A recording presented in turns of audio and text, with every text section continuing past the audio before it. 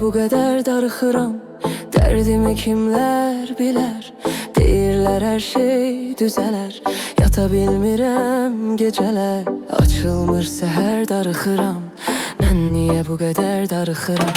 Yoxdur mənim sevənim, bu dərdimi bilənim. Ürəyim sıxılır mənim, çəkirəm kədər darıxıram. Mən niyə bu qədər darıxıram? Mən niyə bu qədər darıxıram?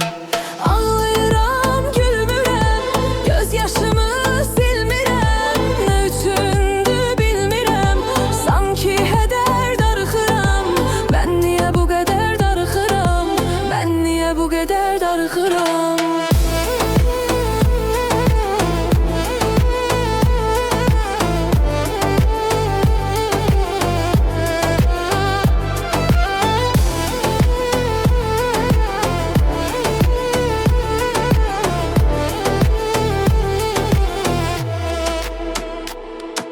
Nə gecəm, nə səhərim yox, ondan özgə kədərim yox.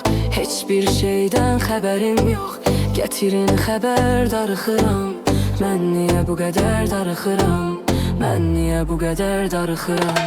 Göz yaşımı silmədim, heç zaman mən gülmədim. Bax niyə mən ölmədim, içirəm zəhər darıxıram.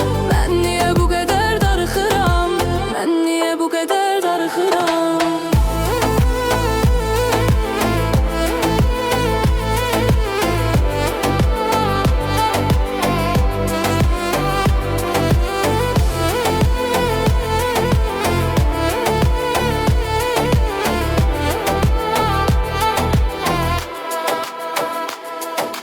Məhv eylədi sevgimi, görəsən tapar o kimi.